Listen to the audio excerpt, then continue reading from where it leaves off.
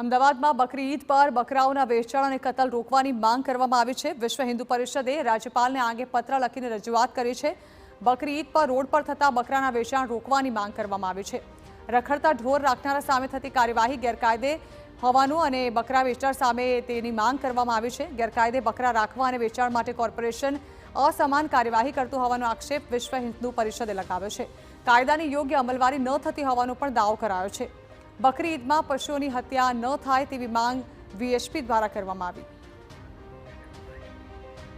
રાજ્યોમાં ગૌહત્યાના કાનૂન બન્યા છે અને પશુઓના સંદર્ભમાં પણ એક્ટ છે, તો એનો અમલ થાય એના માટે અમારી માંગ છે। કારણ કે પશુ એક્ટ પ્રમાણે તો એવું છે કે રાત્રે પણ એને પશુને મૂવ ના કરી શકાય, પાણીની બધી વ્યવસ્થા કરવી પડે।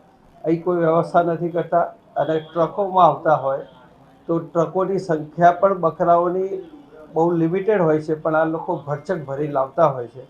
એ પણ પોલીસને અમારી સરકાર એના ઉપર ધ્યાન કરે।